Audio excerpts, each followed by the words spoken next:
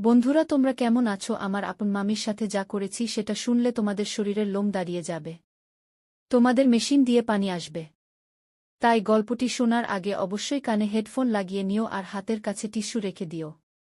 যে গল্পটা বলব সেটা শুনলে তোমাদের বুকের ভেতর এক অজানা শিহরণ উঠবে। কারণ এটা কেবল একটা গল্প না, এটা ভালোবাসা, অভিমানের ছায়ায় জেগে ওঠা এক অসাধারণ সম্পর্ক, যা দিনের আলো লুকিয়ে থাকে আর রাতের শরীরের গন্ধে ভেসে ওঠে। যদি সাহসী হও তবে মন খুলে শোনো। গল্পটি যদি ভালো লাগে তাহলে এখনই লাইক দিয়ে দিও। আর চ্যানেলটি এখনই সাবস্ক্রাইব করে রাখো যাতে পরবর্তী গল্পগুলো তোমরা মিস না করো। আমার নাম রায়ান। বয়স 21। বাবা মা দুজনেই মারা গেছেন। আমি ছোটবেলা থেকেই মামার বাড়িতে থাকি। মামা বিদেশে থাকেন, তাই আমার সবকিছু দেখাশোনা করেন আমার মামি সঞ্চিতা। আমি কলেজে পড়ি, পড়ালেখার খরচ, জামাকাপড়, মোবাইল থেকে শুরু করে সবই সঞ্চিতা মামিই দেন। মামির মুখে কখনো বিরক্তি দেখিনি, বরং মায়াভরা সেই চোখে যেন এক অদ্ভুত টান ছিল। সঞ্চিতা মামি ছিলেন এক পরিপূর্ণ নারী, মাঝবয়সী, অথচ শরীরের প্রতিটি রেখায় এক অভাবনীয় আকর্ষণ ছিল। মামির গলা, চোখ, ঠোঁট মামি এমনভাবে কথা বলত যেন বুকের গভীরে কিছু ছুঁয়ে যায়। একদিন দুপুরে কলেজ থেকে ফিরে দেখি ঘরে কেউ নেই, শুধু মামি রান্নাঘরে কাজ করছে। মামির পরনে ছিল একটা হালকা নীল শাড়ি, চুল খোলা আর মুখে ঘাম জমেছিল। জানালার হালকা আলো মামির গায়ে পড়ে যেন এক মোহময় আবরণ তৈরি করেছিল। আমি চুপচাপ দাঁড়িয়ে তাকিয়েছিলাম। মামির শরীরে সেই ঘামের টান, স্নিগ্ধ সৌরভে আমার বুকের ভেতর কেমন যেন করে উঠল। মামি হঠাৎ ঘুরে তাকিয়ে বলল, কবে এলে? আমি বললাম, এই তো একটু আগে। মামি বলল, খাওয়া হবে? আমি বললাম, আপনি খেয়েছেন? মামি মাথা নাড়ল না। আমি এগিয়ে গিয়ে বললাম, আপনাকে ক্লান্ত লাগছেন, একটু বসেন। মামি বলল, এত কিছু বুঝিস? এখন তুই ছোট নেই রায়ান, এখন তুই অনেক বড় হয়েছিস। আমি একটু চমকে গেলাম। মামি এমনভাবে বলল যেন ভেতরে কিছু ছিল। আমি চুপ করে পাশে বসলাম। হঠাৎ মামি আমার কাঁধে হাত রাখল, বলল, আমি জানি তোর অভাব আছে, কিন্তু আমি তোর সব কিছুতে আছি, শুধু একবার বল। আমি মামির চোখের দিকে তাকালাম। বললাম, আপনি আমার সব। আমি জানি আপনি ছাড়া আমি কিছুই না। হঠাৎ মামি আমার গাল ছুঁয়ে দিল। সেই ছোঁয়া যেন আগুন হয়ে গায়ে লাগল। মামির হাত ঠান্ডা, কিন্তু শরীরের ভেতর অনেক গরম মনে হচ্ছে। আমি চুপ করেছিলাম। মামি বলল, ভয় পাস না। আমি তোর মামি ঠিকই, কিন্তু আমি নারী। আমারও তো একটা মন আছে, তুই কি সেটা বুঝিস না?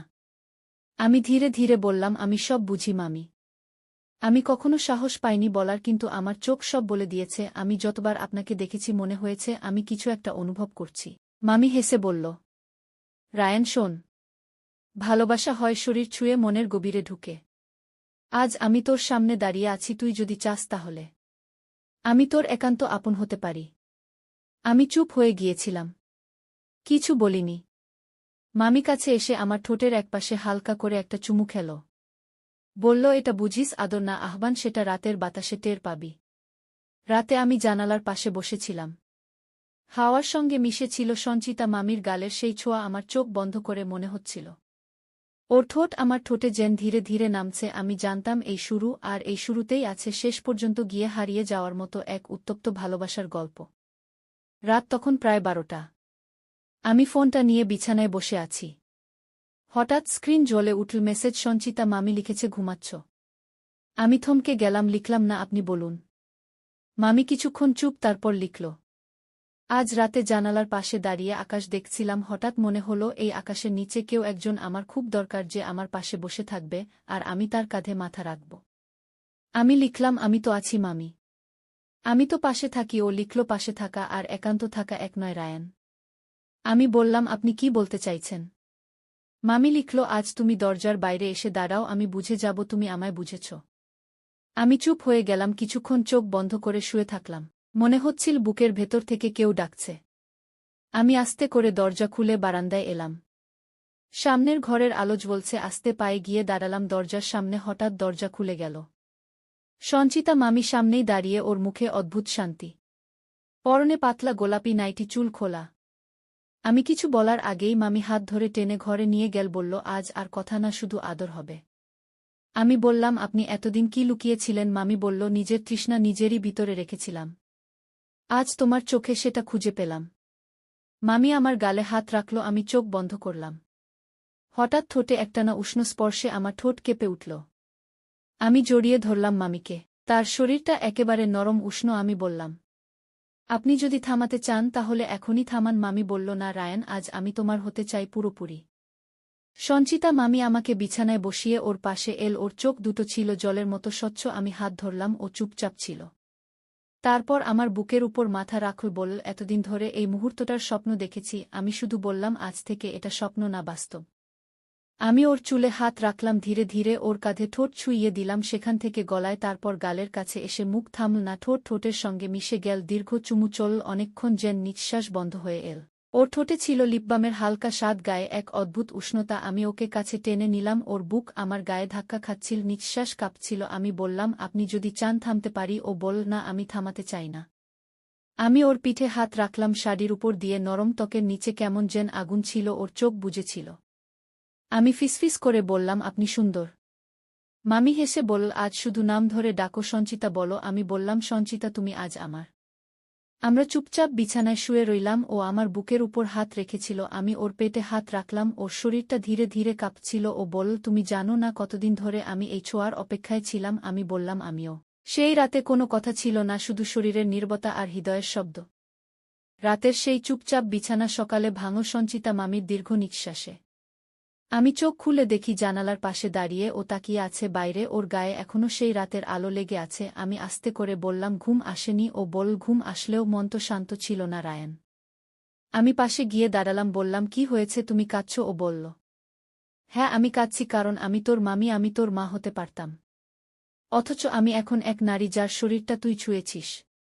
আমি চুপ করে দাঁড়িয়ে রইলাম, কিছু বলিনি, শুধু ওর কাঁধে হাত রাখলাম। ও বলল, ভয় পাচ্ছি রায়ান। আমি বললাম, ভয় কিসের? ও বলল, সমাজের লোকদের। তোর মামার কথা চিন্তা করেছিস? একবার যদি কিছু জানে আমাকে হত্যা করে ফেলবে। তোর কিছু হবে না, কিন্তু আমি শেষ হয়ে যাব।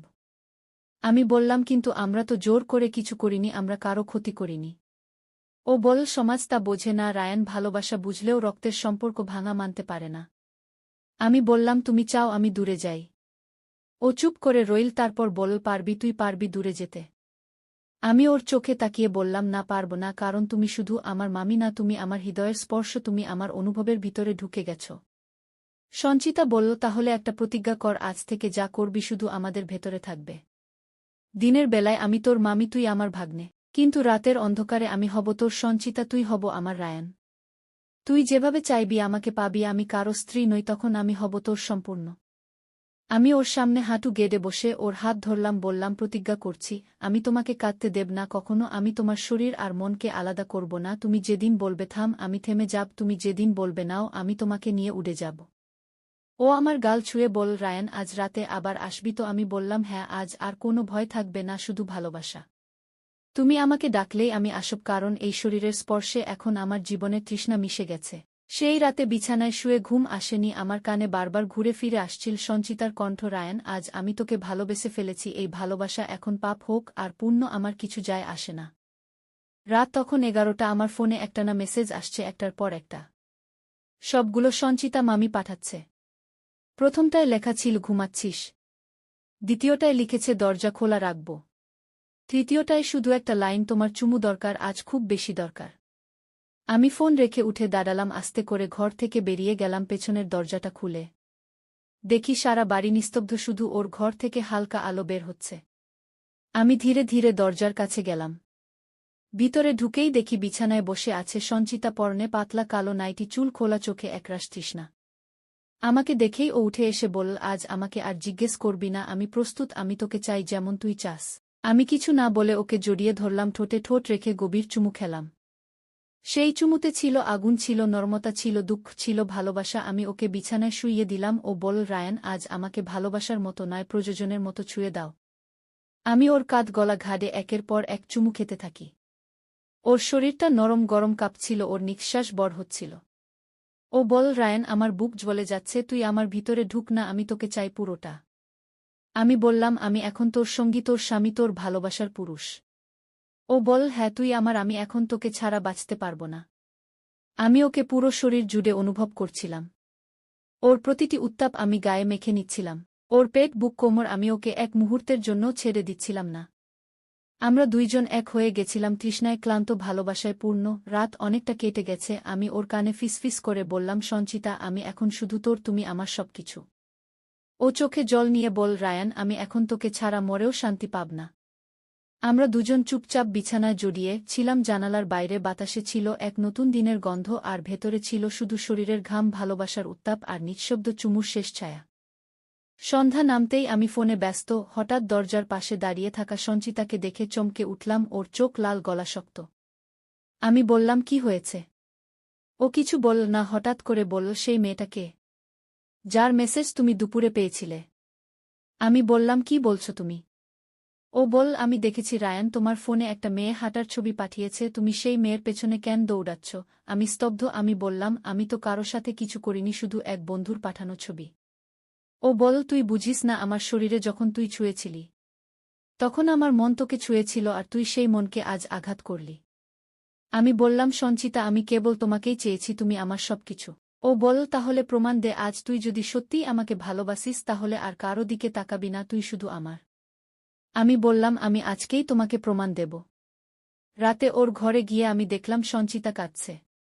আমি ধীরে ধীরে ওর পাশে গিয়ে বসে বললাম, চোখে জল দেবে না, আজ আমার বুকের ভিতর এক শূন্যতা তৈরি হচ্ছে, আমি তোমাকে কষ্ট দিতে চাই না।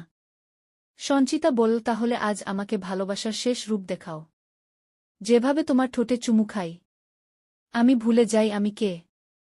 আমি ওকে বিছানায় নিয়ে শুইয়ে দিলাম, ঠোঁট চেপে ধরলাম ওর ঠোঁটে, তারপর গলা, ঘাট, বুক, পেট। আমি ওর শরীরের প্রতিটি কোণ খুঁজে ফিরলাম, যেন আমার ছোঁয়া দিয়ে ওকে বুঝিয়ে দিতে পারি আমি ছাড়া ওর কোনো পুরুষ নেই। সঞ্চিতা চোখ বন্ধ করে আমার শরীর জড়িয়ে বলল, তুই আমার, তুই আমার, তুই আমার। পরদিন সকালেই একটা চিঠি পেলাম টেবিলের উপর। লেখা ছিল সাদা কাগজে বড় অক্ষরে শুধু একটা লাইন, আমি যাচ্ছি রায়ান, আমাকে খুঁজিস না। আমার গলা শুকিয়ে গেল। আমি ছুটে গিয়ে ঘর খালি দেখলাম, ও নেই কোথাও, ওর জামাকাপড় নেই, ঘরের ঘ্রাণটুকু শুধু পড়ে আছে। আমি ফোন করলাম, সঞ্চিতার নম্বর বন্ধ। আমি জানতাম কোনো একটা কারণে ও নিজেকে সরিয়ে নিচ্ছে, কিন্তু কেন? আমি তো কিছু করিনি, শুধু ভালোবেসেছি, সেই ভালোবাসা আজ আমায় পোড়াচ্ছে। রাতে একা বিছানায় শুয়ে ওর শরীরের ঘ্রাণ আমার কাঁধে লেগে আছে মনে হচ্ছে। চোখ বন্ধ করলেই ওর ঠোঁট আমার ঠোঁটে আসছে। আমি চিৎকার করে বললাম, ফিরে এসো সঞ্চিতা, আমি আর পারছি না। কয়েকদিন কেটে গেল। একদিন হঠাৎ দরজার সামনে সঞ্চিতা দাঁড়িয়ে কাঁদছে। আমি ছুটে গিয়ে ওকে জড়িয়ে ধরলাম। বললাম, কোথায় ছিলে? ও বল, দূরে গিয়েছিলাম যাতে নিজেকে ভুলতে পারি, কিন্তু পারিনি। আমি বললাম, আমি কি কিছু ভুল করেছিলাম? ও বলল, না, তুমি কিছু করনি রায়ান। আমি শুধু নিজেকে ক্ষমা করতে পারছিলাম না। কিন্তু আজ বুঝলাম, ভালোবাসা কোনো গোপন সম্পর্ক নয়, এটা শরীরের চেয়ে অনেক গভীর। ও বল, আমি তোমার কাছে ফিরে এসেছি যদি এখনো জায়গা থাকে। আমি বললাম, আমার বুক এখনো খালি, তুমি থাকো শুধু। সেই রাতে আমরা বিছানায় ফিরে এলাম, আবার পুরনো ছায়া ফিরে এল। সঞ্চিতা আবার আমার গলা, ঘাট, ঠোঁট স্পর্শ করতে লাগল। আমি বললাম, তুমি কি এখন ভালোবাসা ফিরিয়ে নিতে এসেছ? ও বলল, না, আমি ভালোবাসা দিয়ে মরতে এসেছি। তখন অনেক রাত। সঞ্চিতা বিছানায় আমার পাশে শুয়ে আছে, ওর হাত আমার বুকে। আমি জিজ্ঞেস করলাম, তুমি কি আমায় মাফ করেছ? ও বল, তুই কোনো পাপ করিসনি, আমি করেছি। তোর বয়সে, তোর জীবনে আমি ঢুকে পড়েছি, তোর জীবনটা অন্য রকম হতে পারত। আমি বললাম, আমার জীবন এমনই হওয়ার ছিল যাতে তোমাকে পাওয়া যায়। সঞ্চিতা বলল, রায়ান, তুই আমার শরীর চেনালি, অনুভব বুঝালি, আমি তোকে, আজ তোকে আমার শরীর মন সব দিয়ে ফেলেছি। আমি ওর ঠোঁটে চুমু খেলাম দীর্ঘ সময়। সারারাত একটানা চুমু, ওর গলায়, ঘাড়ে, বুকের মাঝখানে। নিচে হাত রেখে ওকে আঁকড়ে ধরলাম। মামি বল, আমি আর কাউকে চাই না। তুই এখন আমার স্বামী, আমার প্রিয়, আমার প্রেম। রাতের শেষ ভাগে ও বল, একটা অনুরোধ করব। আমি বললাম, বলো। ও বল, আজ রাতের পর আমি আর এখানে থাকব না, তোর ভবিষ্যৎ নষ্ট করতে চাই না, তোকে নিয়ে পালাতে চাই না, তুই পড়াশোনা শেষ কর, তুই আমাকে মনে রাখিস, যতবার চোখ বন্ধ করবি আমার ঠোঁট মনে করবি, যতবার ঘুম আসবে না আমার গন্ধ খুঁজে নিস। আমি কিছু বলতে পারছিলাম না, শুধু ওকে জড়িয়ে ধরলাম, চুমু খেতে লাগলাম বারবার। আমি বললাম, তুমি চলে যেও না। ও বল, যেতে হবেই রায়ান, কারণ সমাজ আমাকে ক্ষমা করবে না, তোর জীবনও একদিন প্রশ্ন তুলবে। সকালে ঘুম ভাঙতেই দেখি পাশে কেউ নেই, টেবিলে একটা চিঠি, ওর লেখা। আমি পড়ে ফেললাম, রায়ান, তুই আমার জীবনের একমাত্র পুরুষ, তুই আমার রাতের ঘ্রাণ, তুই আমার ঠোঁটের শেষ চুমু, এখন আমি যাচ্ছি, ভালো থাকিস। আমি জানালার পাশে দাঁড়িয়ে ছিলাম, বাতাসে এখনও সঞ্চিতার গন্ধ ভেসে আসে, মনে হয় কখনো বিছানার চাদরটা নাড়লেই ওর ঠোঁট গায়ে লেগে যায়। আমি জানি ও আর আসবে না, কিন্তু আমার হৃদয়ে ও একমাত্র, যাকে আমি বলেছি স্নেহ নয়, প্রেম নয়, শুধু বলেছি তুমি আমার ভালোবাসা।